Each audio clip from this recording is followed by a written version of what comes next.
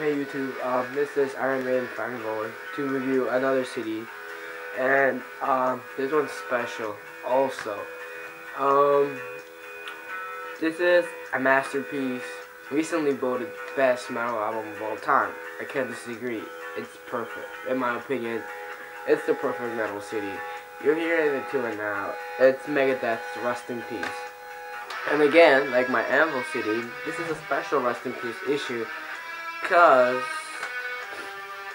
I went to their 20th anniversary tour, and I got to meet Chris Broderick and David Ellefson outside of the studio, outside of the stage, and they signed it. So you got Chris Broderick and David Ellefson's signature on Rust in Peace. Now, this is the remastered version, so there is 4 extra tracks, being my creation and the 3 demos for Rust in Peace, Polaris, Holy Wars, and Take No Prisoners. But I'm not gonna review those. I'm just gonna review the original 9 tracks that came with the album in 1990. So first off, talking about a strong start. You start out with Holy Wars, the Punishments Day, and now Holy Wars. Who can deny that this is one of the biggest Megadeth songs ever? It has really good construction when you're breaking through that middle, and in my opinion, it has one of Dave Mustaine's strongest solos. The final solo for this, Mustaine's final solo, it's epic. And it's a big song, and it's still a staple to their stage to this day. Many of the songs here are a staple. Hangar 18, or I like to call it Shred Fest, because that's what it is. At first, you're like, it starts out like really cool, and then it goes to the main riff, and then Mustaine, where he sings and stuff. But then, like, that's like, the song, that's like 2 minutes of the song, 3 minutes, and then it goes to a Shred Fest. And it's only Marty and Mustaine like having a guitar battle almost, and it's epic. And Marty's solos in this, which is another reason this CD is special, because it was the first one, the first Megadeth CD to include Marty Friedman, which in my opinion is Megadeth's best guitarist and one of the best guitarists of all time. Next track is Take No Prisoners. Take No Prisoners kicks ass. It's my favorite track on the album. It's so heavy, so fast, and so intricate.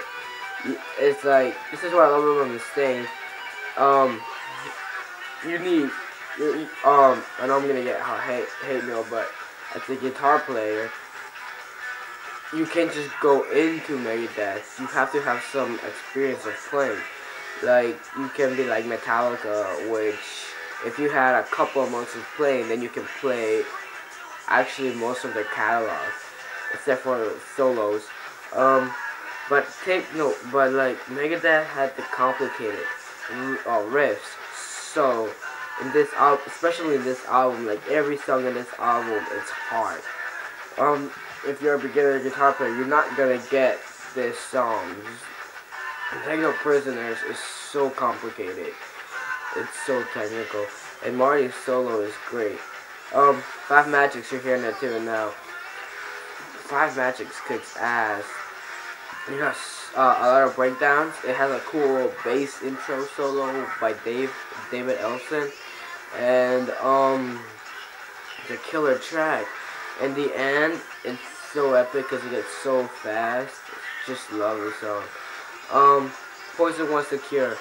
Poison Wants the Cure, it's, again, epicness.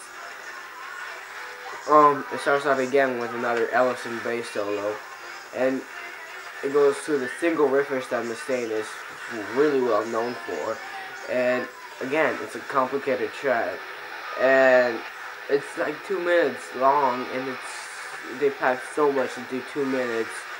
It's just amazing. Lucretia. Lucretia is one of those beloved Megadeth songs by their fans, and that's like not a bad reason, because it's a killer song. Um, it's just every aspect. It's kind of different to put it in this album, but it fits in at the same time. It's one of those Megadeth masterpieces, Tornado of Souls. Now, this is Freeman's shining moment, I consider it, because the solo in Tornado of Souls is epic. It's just epic, and a lot of people just recognize Freeman for it. There's like two songs that most people recognize from Freeman, like and what Tornado of Souls is one of those songs that are like a great solo by Freeman. I'm not making much sense here, but it's an amazing track. Dawn Patrol is slow. It's like a minute long. I think this should have been the intro, personally, if you were gonna place it on this album, because you're getting faster and faster and faster and faster and better constructed songs, and then you get to track 8, Dawn Patrol, which is kind of an enjoyable track. It's David Ellefson. It's just a David Ellefson song, like a David Ellefson bass jam. That's like a minute long.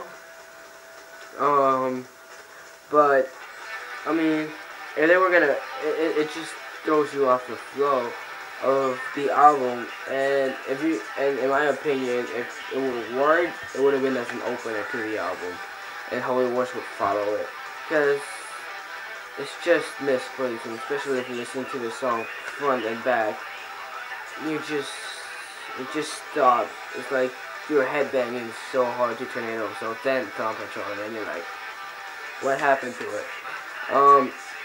And the last track is Rust in Peace, Polaris. Rust in Peace, Polaris has a great drum intro by Mick Manson, and everything is constructed well. There's a breakdown. There's a lot of breakdowns in this, and it's just one of those great Mustaine riffs. And this song was actually written before, like, one of the earliest Mustaine songs, and they put it in here, which is great. So my conclusion on Megadeth Rust in Peace is that it's a 10 out of 10. You can't deny, even if you're not a metal fan, you at least have to like one song out of this album. A lot of non-metal fans will personally go for Tornado of Souls, but there's a lot for true hardcore thrash headbangers. There's so many great tracks. Actually, the whole album is good except for Dawn Patrol, because it's just a jam bass session with David Ellefson and Mick Manson. But who can deny how great Holy War, Sanger 18, Take No Prisoners, Five Magics, Poison Was the Cure, Lucretia, Tornado of Souls, and Rust in Peace, Polaris is. It's just amazing what they managed to pack this in this album, and I'm happy that it's getting some recognition, because as a lot of people know from Megadeth, a lot of Megadeth fans know that they've been getting, like, they've been living under the shadows of Metallica, but, and recently, since they're doing their tour, this album's being, more recognized, and this is a truly great album. In my opinion, this is better than Peace Sells. A lot of people say, Megadeth's best album was Peace Sells. I say bullshit. This is their best album. Peace Sells, it felt like Ideas. It's a great album, but I think there was something that didn't like complete the album. You felt something was missing by the end.